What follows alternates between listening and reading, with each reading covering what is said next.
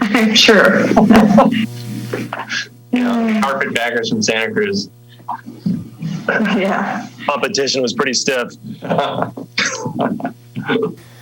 Okay, I have devices rolling, and the floor is yours.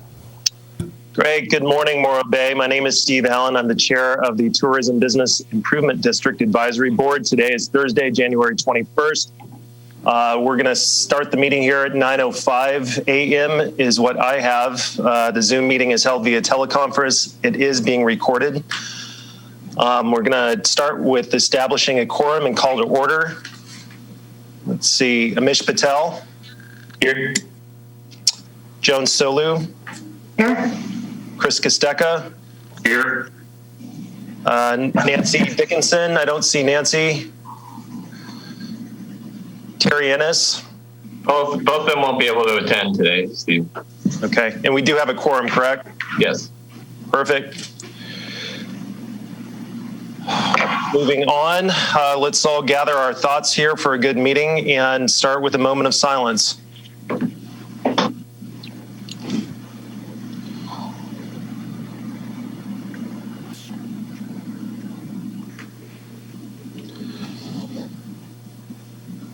Thank you for that, and please join me for the Pledge of Allegiance.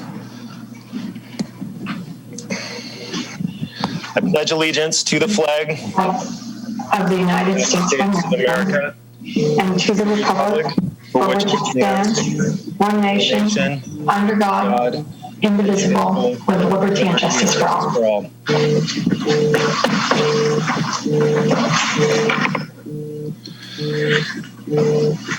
Any board member announcements? Joan, you have anything? Nothing this morning? Anybody else?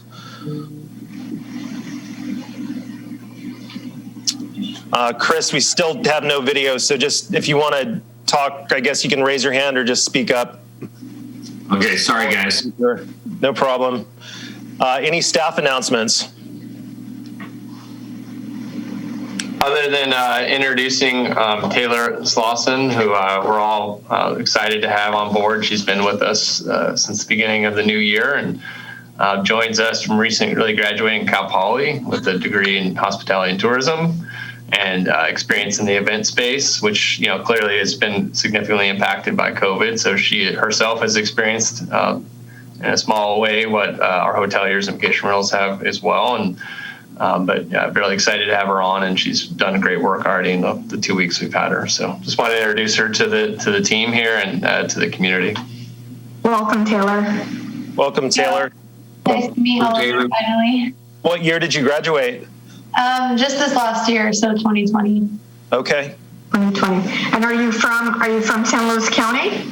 I'm originally from Bakersfield. So. Okay. Mm-hmm. Well, welcome to Morro Bay, and we hope you really find it enjoyable and likable, and get after it. And I hope the job comes easy, and all the hotels and vacation rentals are full, and the people are happy and healthy. So that's your job, right? Except for the healthy part, you can't control that. Thank you. Everyone's been great so far, so thank you for that. Perfect, Taylor. We look forward to working with you. Any other staff announcements? I think that's all for now. Okay, seeing none. Any public comments? I assume these are items not on the consent agenda. Do we have any public comment? Chair, I do see a raised hand in the queue. I'm going to go ahead and bring up, it's Robert Red Davis. Just a moment. Thank you.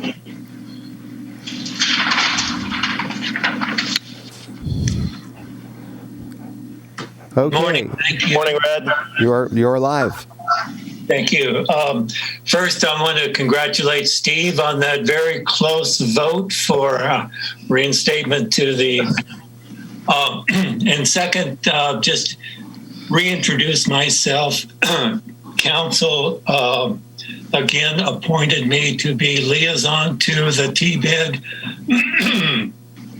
for the period of time until our reorganization. So I will be attending your meetings as a bystander.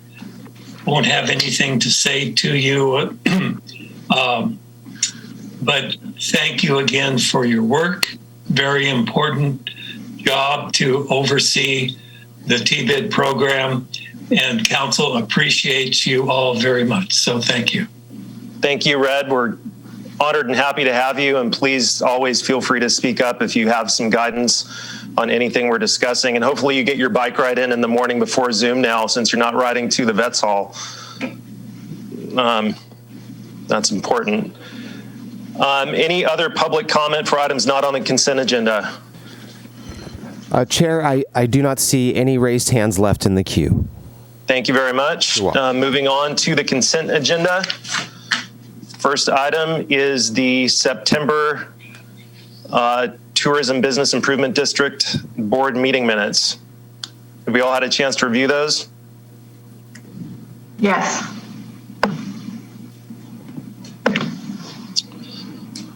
Do we have a motion to approve? So moved. Mish, second. I'll second. Thank you, Joan. All in favor? Aye. Aye. Opposed? Okay, we will approve the September 17th business meeting minutes as submitted. How about the November meeting minutes?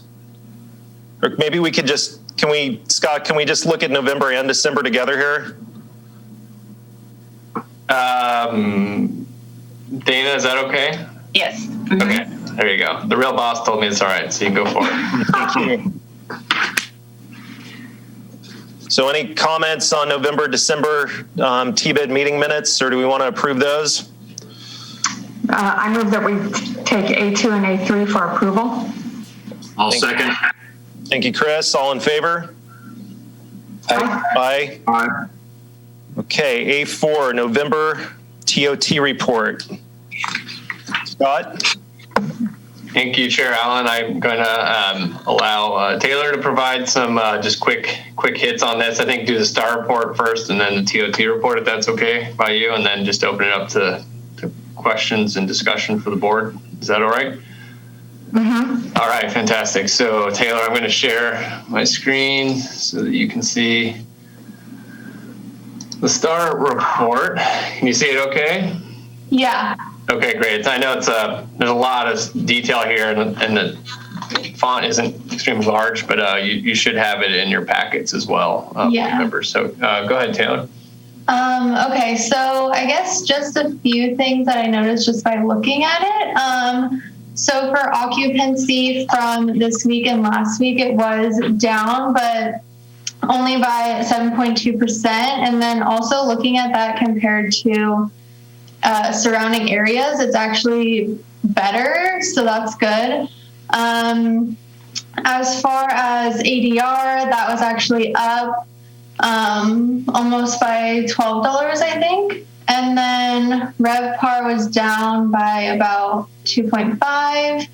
And then looking at the last 28 days, so for occupancy, it was down about 19.6%. And then looking at the percent change for RevPAR, for the last 28 days, it was down 36.7%. But looking at it for this week versus last year, it was only down by 5.8%, which is good. So. Yeah, thank you. Yeah, and I think we, as we discussed the last special meeting or the meeting in December, that we anticipated December would sort of be tough, given that the new regional order had just put in effect. But we at least anecdotally saw some recovery probably over the holidays, and last weekend was packed. I don't know if others experienced that with the warm weather. So do you want to take this up now, Chair, and then we can go into the TOT report? Please. If I'm reading this correctly, it looks like Paso and Atascadero fell off a cliff and they're down 50%-ish, plus or minus. Is that the trend that we're seeing, Taylor? People traveling more to the coast, not inland? I mean, that's what I've seen just from the few reports I have looked at. And then I also had a chance to meet with our Book Direct representative for our website, and so it actually looks like our searches for Morro specifically are actually up, if not like very, very close to what they would be projected. So that's good. As like a kind of looking in advance, people seem to be like wanting to travel. So was that up for the week that you had the meeting with the Book Direct person, or was that up like for, did you say a period of time? What was the period of time that? I can somehow like maybe send out this data that she gave me, but I actually just met with her this week, so it wouldn't have been included in any of this, but it was like a year projection. So. A year projection. Okay, good. But I guess what I'm trying to clarify or differentiate, it's not just new product coming on in Atascadero or Paso Robles that's diluting the numbers. It's geographic location by the coast that's probably helping Morro Bay. It could be, but also, Stephen, you have to remember that a lot of folks have closed their hotels or half closed them. So even if you have numbers that are falling off a cliff, it's difficult to tell what it is right now. I know that one of the largest, newest hotels in San Luis Obispo, a friend of ours owns it, and it's closed. They've closed the restaurant, they've closed the hotel, and they're not operating at all. And that's a big impact. And they did that with the second order that came along that Scott just referred to. So I think until we get once we get out of this, and then we have a year worth of data, then we can start comparing apples to apples. I just think it's going to be all over the place, but I don't know. Maybe I'm wrong. Are you aware of hotels in Morro Bay? In Morro Bay, I know that there were some. I don't know if they are now, but I know that people closed off portions of their buildings and were, renting less rooms at the beginning. I walk at night, and I've seen most of the hotels have had, when you walk by a hotel and it has more than 3 cars, you assume that it's more than just their staff, right? Or the living manager couple, right? Each of them have 1 car, so maybe it's a visitor or a tourist. But I haven't seen any that are, for a while, that are completely dark. Since they opened up the last time, almost everybody has stayed open, whether it's completely whole or a portion, they've stayed open. Right. When I read this, when I read the report, what really sticks out to me, guys, is that while hotel revenues and taxes are down, both trailer park and vacation rentals are up dramatically. To the point that our total revenues were up for November. I know that's not necessarily our goal. Our goal is to fill hotels, vacation rentals, and trailer parks all together, but the funds received were good. So we are, in my opinion, still going to be in a great position to capture market share when we come out of this pandemic. Yeah, and I would say, everyone's looking at trailer parks. I had somebody mention to me, well, they don't contribute and they're so far up. But remember, guys, the state parks were closed. So there's nowhere to go but private trailer parks right now. And I think they're called RV parks. I don't know why I called it a trailer park. Excuse me. Not using the right lingo here. The transient RV spaces that are available are much, much less, and they're in much higher demand. So if you figure that, the rate per space is likely for the private spaces is up. The revenue is way up, as you can see. And, vacation rentals make sense to me. People can't go to restaurants. So why wouldn't you come over, go to a vacation rental where you can cook in the kitchen and, settle your family and enjoy bike riding and stuff like that. So it makes sense to me as a resident to see it there. And I would like to see the hotel revenue come back up, and I think it will. No problem. I think you guys will bounce back. I think on the vacation rental's up. I don't have my calculator in front of me. Nearly 50%, probably high 40% up revenues on vacation rentals. So that's pretty dramatic, and that's probably due to people don't want to travel with strangers, and they can travel with their family. And that's probably why we're seeing vacation rentals up so much. The revenues were 560,000 for November compared to 379 last year. Yeah, it's a giant jump. I agree with you, Chris. Yeah. And I think that's it. You can travel with your whole family and get a vacation rental and still be not exposing yourself. Yeah, you can see a lot less people for sure. And not to shoot ourselves in the foot here, Scott, but just to clarify, hotels and vacation rentals are only supposed to rent to essential travelers under this current order, correct? Yeah, that's my reading of it. Of course, you know, how to track that has always been a challenge. I know that Santa Cruz, where you're have hotels, that was attempted and maybe to some success. That SLO County, definitely a different approach, much harder to enforce. We definitely saw a fall off, at least, and again, anecdotally, we don't have the numbers in front of us for December yet, but when the regional order went into effect in early December, at least it was discussed, it fell off a cliff.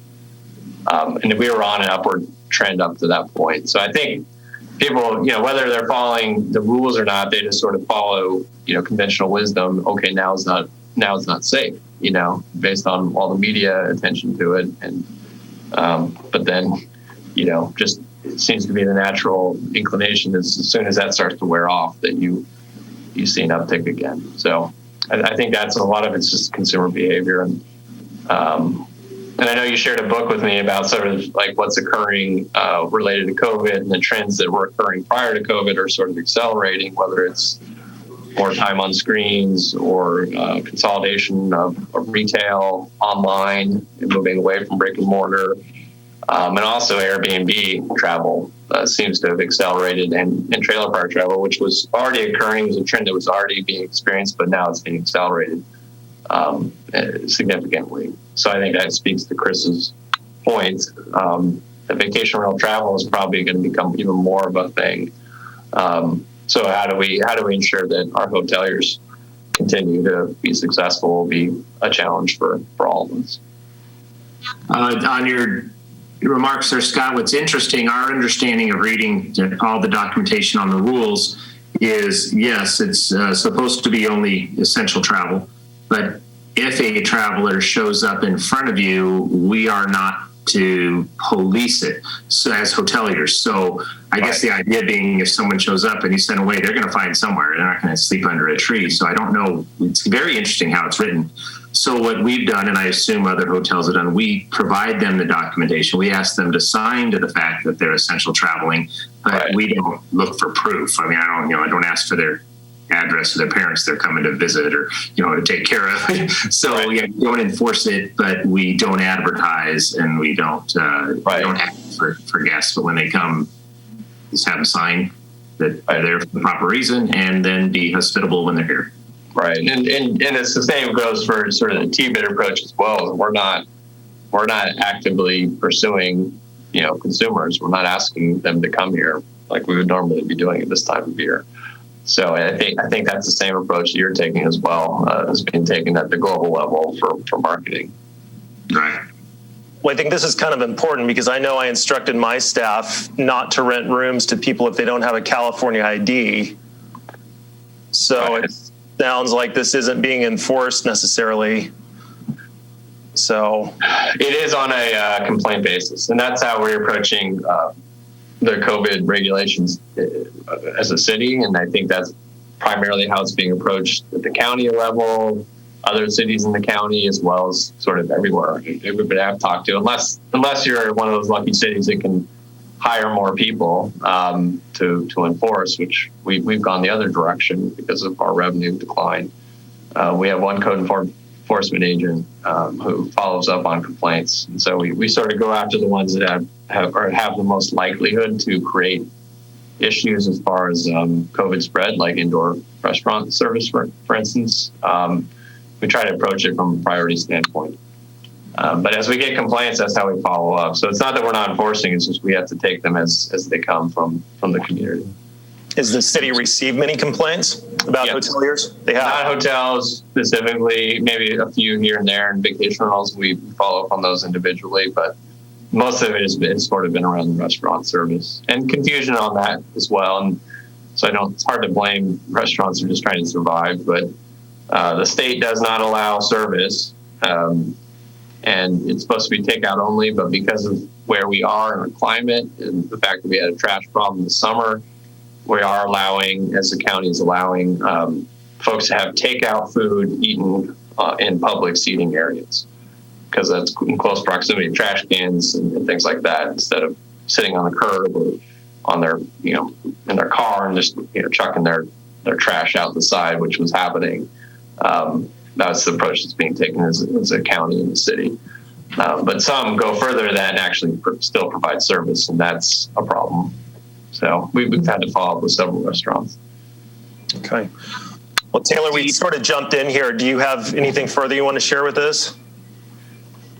Those were kind of just the highlights that I noticed from looking at them. Okay. Any other comments, board? Yeah, Steve, what you said that was interesting is you had mentioned about out of state. We don't have that rule, but I honestly, I'm going to go back and look. I can't visually remember the last time we had an out of state traveler. It seems that has just kind of completely stopped. Yeah, I concur with Chris as well. However, I did have meetings yesterday with our market managers for both Booking and Expedia, and they said that there was a surge in international searches for people looking to come into the U.S. That began in January. However, they haven't went from the search phase to a book phase yet, but it looks like there is at least some speculation that some travel will return for international visitors this year. Joan, you had a comment? I just wanted to say that I hear a lot from folks in the community. I want to remind the community that the Embarcadero, it looks sometimes right now extremely, extremely packed with people. I hear comments a lot. We're more busy than summer. We're twice as busy as summer. It's 4 times as busy. It's so packed you can't walk down there. But what we have to remember is that the restaurants are completely closed to indoor seating. So they put tables up where people would normally be walking, where they would be passing by each other in some of those passing parkish, passive park areas, where they would, move along and meander and have more space. Now we have some of this public seating that Scott has talked about, so that we can safely and cleanly have visitors come here, because they're coming no matter what. And so when we look at the Embarcadero and we think that it's really packed, we actually, as you can see from the numbers, have less business, obviously, than we did last year in November. But it probably looks busier because the space is actually compacted. So some of what the state is doing by saying we need to stay safe by closing indoors is actually pushing people together a little bit more in the outdoors. It's compacting the outdoor scene. And remember that in some communities, when you're there, the parking spaces have been taken up now by this spread for pedestrian or visitor use. And so now it seems like, it's more difficult to find a parking space. It's more difficult to walk in the sidewalk. It's more difficult to drive there. You have to drive around. It's so packed, the traffic is bad. But we have disrupted traffic flow. We have disrupted pedestrian flow. And that has caused us to think that also to give us the perception sometimes that there's a lot more people here when there's actually not. Good, great points, everyone. Joan, I just want to reiterate how important it is for us to support our brethren in the restaurant industries. I know that Erica and the Morro Bay Chamber does a great job of informing, which businesses are open and available for takeout. I know restaurants don't contribute to the bid, but they usually go hand in hand with our guests. And if there's something we could help just to promote restaurants or spread the word to the hoteliers in terms of restaurant openings around Morro Bay, I think it'd be a good thing. One more comment, Chair, if you don't, Chair Allen. is something that Taylor had also has already done in the first couple of weeks. She talked with our the purveyor of our website, and she's found that a lot of searches on our tourism website for COVID stuff, and we don't have any COVID related information on our tourism website, so we're looking at what other communities do to do that, so that there is a one-stop shop for kind of the latest information. And that's an opportunity again to remind folks that we still have businesses open, and what the rules are around that. But we found that interesting that a lot of people are searching for that, and I think that's sort of what Amish is saying, is that they're thinking 2 months, 3 months ahead when conventional wisdom says the surge will be behind us. Maybe more vaccines have been disseminated, and perhaps that's when things will be safer. So just wanted to share that anecdote with you all, and thank Taylor for being proactive on that. Along those lines, Scott, I know that Morro Bay or San Luis Obispo County was trying to get out of the grouping with Los Angeles. Have you heard any traction on that? No response whatsoever from Sacramento on that at all. We did note that Sacramento area has come out of the regional order. I guess they had been reporting incorrectly their ICU capacity and found more capacity, and so now they're out of that. But we're still merged with Southern California, for better or worse, and right now they're one of the hot spots in the world. So even though we have capacity as a county, and even collectively with Santa Barbara and Ventura, which are experiencing a little bit more than we are, we would still be considered open or purple. But we're a small subset of all the things that Sacramento's grappling with, so we have not received a response yet.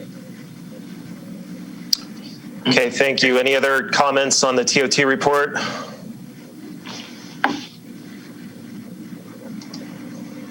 Okay, do we have a motion to approve as submitted? I'll make a motion to approve as submitted. Thank you, Chris. Do we have a second? Amish, all in favor? Aye. Aye. Aye. Okay, moving on to business items. Update on the Morro Bay Tourism Business Improvement District conversion process. Scott? Yes, thank you, Chair Allen. This should be a quick update, and then really looking to get some general feedback about the nonprofit board makeup. I think last time we reported on this at the December meeting, we had a good discussion about the what we call it, the service plan, which is part and parcel of the overall management plan that would be voted on in essence by the hoteliers and vacation rentals and city council before the conversion could be completed. And again, we're looking at a 5-year window instead of a 1 year, which we've traditionally done here for Morro Bay. We've further distilled the budget, and it comes out to right around $990,000. Because we've had a lot of changeover in our vacation rentals, and some have had zero dollar earnings because they're so new. So that sort of brought our budget down a little bit, but we're still right around that $1 million annual budget. The service district being the same, all of Morro Bay. We're going to provide the same services after the discussion with TBIT. At least that's what will be recommended. Assessment rate the same, and again, the 5-year term. So the subcommittee of Chair Allen and member Solu have been in discussion with myself and Civitas about the next steps in the transition process, and there are quite a number of steps. Civitas is going to lead the effort to do outreach to the hoteliers and vacation rental owners, and we're getting very close to moving in that direction. We still need to review the management plan in a little more detail before then. But they have all the addresses and all the understanding of relative value of each of those, because we need to get 50% or more of the value be approved before it could go to City Council for final approval. But one of the key questions that's a little bit separate of this is the whole nonprofit board, which again will be the overseer of TBID moving forward. And right now we have a board makeup of hoteliers, vacation rental owners, and 2 general community members at large. And, some cities, carry on that approach, even when it's, a private nonprofit board is overseeing it. Some maintain one seat, whether for the city, a city council member, a city manager, or a community member. So really it runs the gamut and depends on sort of the flavor of that individual community. And I think in discussions that you've all had, you see the value of maintaining that connection to the community so that we're not completely tone deaf to what's going on in the community. Of course, though, hoteliers and vacation rentals owners are the ones who are generating the income for the TBID, in essence, with their overnight stays. So certainly want to make sure that they have a fair amount of say in sort of the direction we move in. So I just wanted to open it up for discussion for the four of you. If you have preferences one way or another, what that makeup should look like, in addition to sort of the total number of seats. Most boards range from either 7 members or 9 members. And we want to have a good sense of what that is before going in. So that can be part of the package that it goes to City Council. So again, just looking for general input. And if you have any questions about the overall transition process, I'd be happy to answer those for you. Well, since there's only 4 of us, why don't we go one by one? Joan, you want to follow up on Scott's commentary? I know we had discussed maybe a smaller board might be more efficient. What are your thoughts, Joan? Sorry, I had to unmute. Yeah, I mean, it's really up to the ownership group how diverse of a board they really want. And right now, who we have available to talk about this is 1 resident and 3 hoteliers. And so, there's benefits to 7, keeping a smaller board, because as you can see, you're not always able to get all of your board members together, so your quorum is 4. If you go to 9, your quorum is 5, but it might also be easier then to gather up 5 people, right? With 9 people, you have 9 really, hopefully smart, directed folks who really want to push the marketing for Morro Bay, like-minded folks pushing together to get it going. With 7, you have 7 like-minded folks. There's a couple of other things that you could do. You could, and Scott talked about the liaison or an advisor right now. Red is there somewhere. I think he's still listening to us. I see his photo.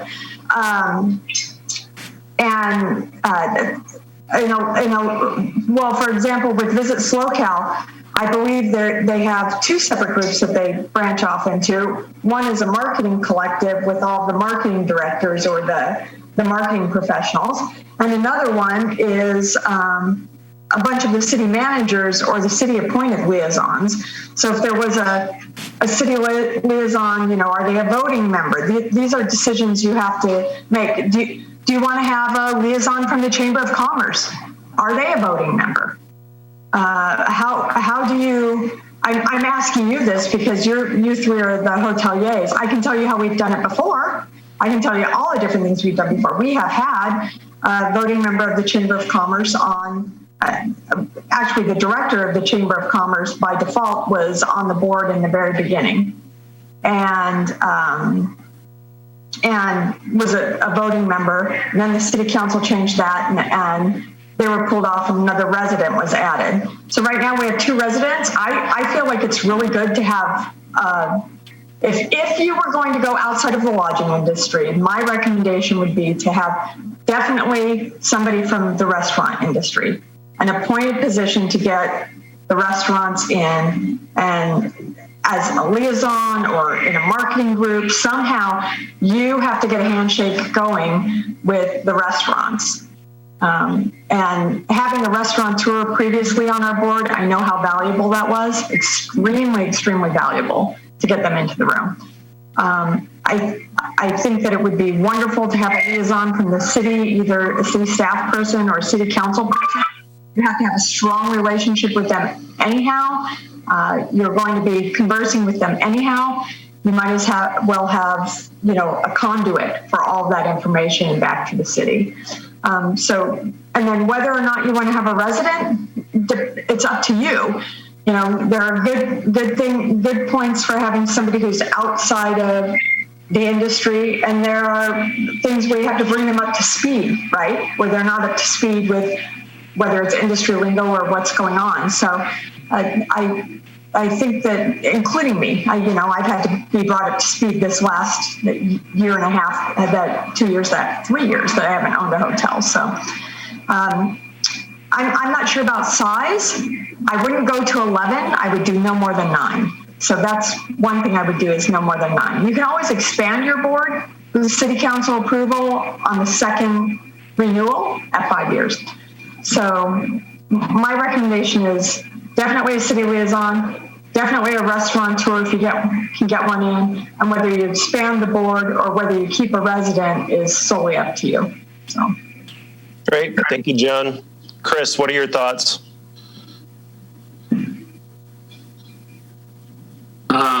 Good information, Joan. I kind of just started writing down numbers. If you had one city council, one restaurant, one RV park, one vacation rental, and one citizen, we're already at 5.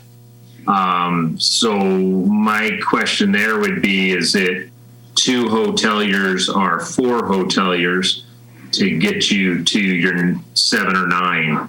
I feel like 4 might be too many. I feel like 2 might be too little on the hotel side, because that still is the main generator of revenue, and there's 900 plus hotel rooms to fill in this city. So they need to be filled, and the focus of those hotels, I think, is the big generating factor. So I guess that's my simple answer. I agree. I like a city council member if they're interested. I think a restaurant person's great. I think an RV park should be represented. They're part of this. Citizen, vacation rental, and then 2 to 4 hotel. Sorry, Chris. RVs actually don't contribute. Oh, they're not at all? Nope. No. Well, trailer park, when we're saying trailer park, are we calling it trailer park or RV? RV trailer parks are not part of the bid. Just vacation rentals.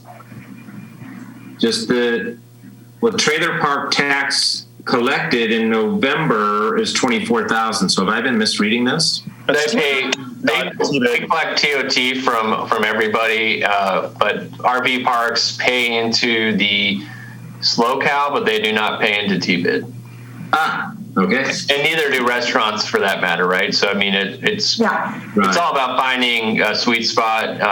Not going to tell you what that is, but certainly, what we've heard in the lead up to the stakeholder group meeting last summer was that the feeling was that those who are generating the income didn't have sufficient say in the process and sufficient say in sort of the direction. So not to say that that's because of TBID, the board makeup as it currently is set, but that was part of the conversation. So I think you want to make sure, because this is something that the hoteliers and vacation rental owners are going to be voting on, to move forward in this direction, they're going to want to know that they have sufficient representation. Right. Well, that's interesting. So revising that, then I don't believe necessarily RV should be on this board. They can be on the county level. I like the idea of restaurant for sort of an ulterior motive also. I like the relationship between them. I think it's key. I think tourism's down because restaurants aren't doing inside seating, because, again, people travel. The restaurant experience is a huge factor in that.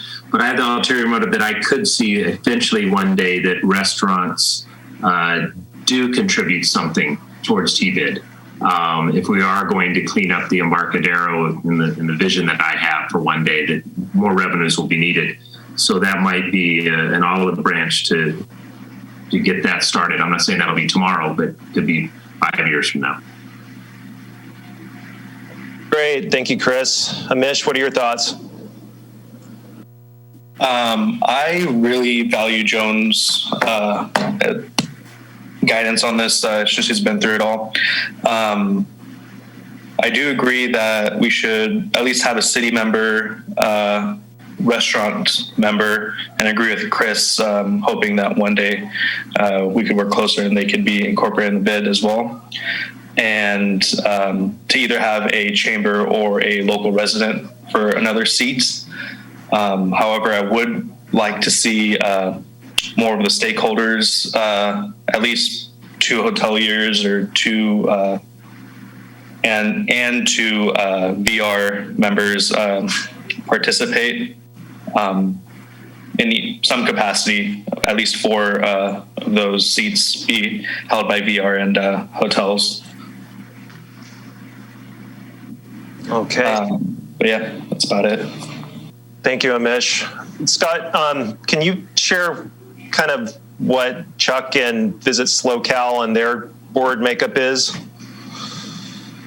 Yeah, they have a more complicated system, as Joan mentioned, but that's because they're a regional board, so they have to have input from all the stakeholders that vis-a-vis the cities that approve them in the county, that prove their existence. So they have that advisory board that is full of a city manager and a council member or board county board member, a supervisor that is. But their actual board itself, they have an executive board and then they have the full board, and it's almost entirely hoteliers. I think there maybe is one vacation rental owner in there, but mostly it's hoteliers that sit on that board.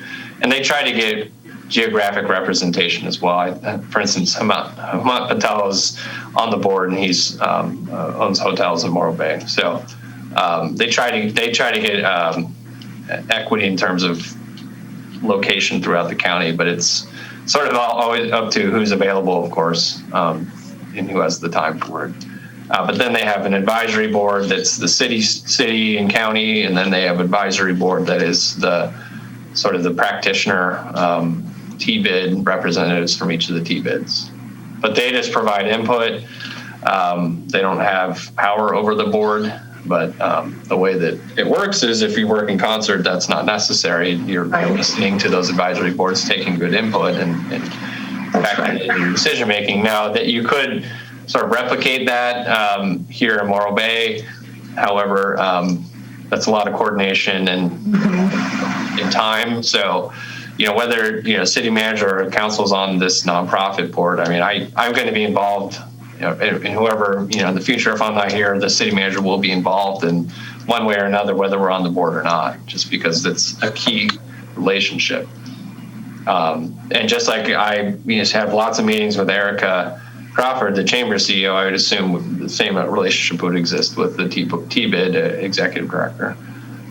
So I don't know what the answer is, and I know council is going to want to provide input. Ultimately, it's up to the hoteliers and vacation owners what the board makeup is going to be. Great. Thank you, Scott. Personally, from experience, I sit on a lot of different boards and groups, and it's kind of counterintuitive. You would think more people would get involved when the economy slows and they have more time to work on these things, but they actually don't. I mean, you could see it with my application for the bid. I was the only one for multiple positions. What are these business owners doing when the economy slows? I'm not too sure. It seems like it would be a great time to get involved and do planning like this, but it's harder to get good volunteers for whatever reason in a tough economy. I would support, as small as a community as Morro Bay is, a smaller group like 7, plus or minus 10, 11,000 people. We're not San Diego, you're not Santa Barbara in terms of population numbers. So I think a smaller board would be more efficient. I would personally try and emulate more of how Visit SlowCal has hoteliers on the board. Like Chris, it's very easy for people to get confused between TBID and TOT. The hoteliers and vacation rentals are paying a lot in TOT. They go to support the community, roads, etc. But TBID is especially for marketing. And I just think if we get too many non-hoteliers on the board, we're going to be voting on, rebuilding sidewalks and parks and things that the TOT dollars should be going for, not marketing. I definitely think we need somebody from the city. Scott and his group have carried so much weight through all of this that if we didn't have that when we branched off, I think it would be a loss. So I definitely think someone from the city and then one community member. But if we want to have a separate advisory board, that's where I think a member from the chamber or a restaurateur should be on the advisory board, but not on the actual board. So those are my thoughts. Joni, you had another comment? Well, I wrote down almost all the different makeups that everyone threw out here, just so you know. And I did little hash marks as we went along, so I can give you kind of your score if you want to say that. If you do a 7-person board, by the way, you can keep your board makeup exactly how it is now and ask for Scott or Red or someone to be an advisor at every one of these meetings and have a strong link with them, and also ask for an Erica to be an advisor. But here's what we've got. We've got so far, if it's a 7-person board, we've got one city, we've got everyone is up for some kind of city coordination with the board. Almost everybody is up for either everybody's up for a resident, restaurant, or a chamber person in some combination. So either resident chamber, restaurant chamber, in that combination. And then everybody else is up for the majority to go to the lodging industry. So if you do a 9-person board right now, based on what you've said, you would probably have a 9-person board would be 2 vacation rentals, 4 hotels, 1 restaurant chamber combo, 1 resident chamber combo, however you want that combo to go, and 1 city liaison, all sitting as voting members on your board right now.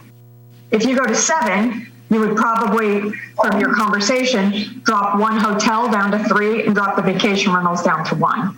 Or you can move your makeup that you have right now, loosening up your hotels so that you don't have above 20 rooms, below 20 rooms, so that's just make all your hotel seats general or all your lodging seats general. But if you want to reserve for vacation rental, you can, and then move over, making a very strong statement that you must have city coordination, a city liaison, somebody from the city as an advisor to your board, and as a steadfast, strong link to the city. Because we're not just doing this. All these actions that we've taken over the past 10 years are not only for the love of your business, it's for the love of the community too. It's been an effort of love for the community, right? To lift the community up from the bottom too. Most of us have either lived here or spent a significant amount of time here and enjoy this community, and we want to see it prosper. So having that link is really, really important. And then also some type of advisory link from the chamber. So those are your 3 kind of funnels that you've put things down into now. You can move over how you are and just be done with it. That's the easy button, right? With some type of link, you can go 7 or you can go 9, but it looks like what you want is a lodging majority. Is that correct? Joan, I love your thought process. I think it's great. I agree. I think 7's fine. And we're having a difficult time filling our 7. I don't see us going to 9. And I agree with Steve completely that we do need I don't know if it has to be a majority per se, if it's 3 or 4 of those, the 3 is not a majority, 4 is, 3 or 4 hoteliers. I kind of agree with his thought process that those in vacation rentals are the most invested in understanding tourism in our community. So why don't we suggest that we move the board positions like they are now, and instead of calling them resident at large, because right now we have 2 spots for 2 residents, but wait a minute, I'm going to have to ask Scott and Red this. I think that when we onboarded vacation rentals, we said as the residents came off, those 2 spots would go directly to vacation rentals. Isn't that what we said? It's a bit confusing. I think we were going to do one of the residential or community members would then become a vacation rental. So you would have 5 hotel, 1 VR, 1 community member. I think that's ultimately what the direction we're moving in. It hasn't happened yet. And now that we're in this transition, we sort of let that go, especially since we only got 1 hotelier to apply for the openings. So You certainly can do a 5-1-1. In other words, a five VR in hotels, and then a city member or a community member. I think again, the goal here is to make sure that those who are paying into the system have the predominant voice without being so predominant that they're tone deaf. And so I think a 5-2 would probably be fine. So to keep it simple, what you're suggesting then is 5 members from the lodging community, the general lodging community, that pay into the assessment district. So that's vacation rentals and hotel, motel, bed and breakfast. Right. And then 2 at large, with preference being given to, or 1 designated to the city and 1 at large with preference being given to a restaurateur, a resident, or the chamber director, something like that. That would be, or you can go further and say it's 4-3, but I think again, the feeling was there wasn't sufficient representation for lodging. So I would err in going, 5-2 or 6-3, if you're going to do a 9-person board. Scott, roughly the financial contribution for VRs is about 10%.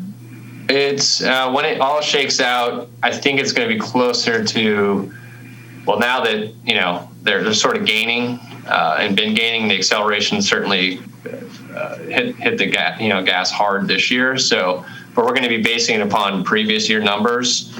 So I think it's going to be closer to 15%. Okay. Yeah. So again, a one member, if you do that the calculation of 5 lodging, if one of them is a VR, I think you sort of cover that spread on a percentage basis. 5 and 1, or 4 hoteliers and 1 VR, probably is sufficient. I would agree with that. And I know that we have people in the vacation rental world that would be interested in serving when this transition occurs. Super. Yeah. Mish, any other comments? No. No. We're not locking anything in today. I just really wanted to get your input as the current TBID board. Did you want to talk about the name at all, or a different day? Sure. Yeah, we in talking with Civitas, we kicked around several ideas, and they got to put a name to this thing and some visualization, of course, and logos and branding will come later. But the consensus amongst at least the subcommittee is that Visit Morro Bay would be the kind of the name of this organization. It fits in with Visits Locale in California, et cetera. So we wanted to make sure that wasn't crazy talk, and we weren't thinking too pigeonholed on this, but that seemed to be where most people are going. And it's you can always do something like Discover Morro Bay, but Visit implies what we're really trying to do is bring people in. So we just want to make sure that was okay with the rest of the board members. Any comments on the name? I like the name. I like Visit Morro Bay a lot. I like Discover Morro Bay also. But if Visit Morro Bay doesn't step on any toes, let's ride that wave. Yeah, I agree. I think Visit Morro Bay kind of aligns with Visit SoCal and Visit California, and shows a distinctive theme as to what we're trying to achieve. Okay, super. Anything further for discussion, Scott? No, I don't know if you asked for public comment yet or not on this item. Okay. AGP, any hands raised, public comment? Chair, I do not see any raised hands in the queue. Great, thank you. You're welcome. Do you need a motion or anything on that? Or No, we're not. Like I said, this is not locking anything in. It's a good opportunity. I'll get similar input from council next week, just generally about makeup. Ultimately, it's going to be the new board that decides, but having this input, I think, will make sure that they're successful in the transition. With a timeline roughly of around mid-year for? Yeah, they go live, if everything goes to plan, July 1st. So, there's a lot of the legal wheels get put in motion really soon. We got to go out and do the petition and get the 50% plus, and then it goes on to city council. But there's a certain public noticing periods you got to follow. So there's a lot of nuts and bolts that have to be put together. But ultimately, we just want to make sure the general direction is going in the right direction. And I'm hearing out in the hotel community that they're feeling positive about this transition. So I think everything's moving in a good direction. Okay, perfect. Then moving on, declaration of future agenda items.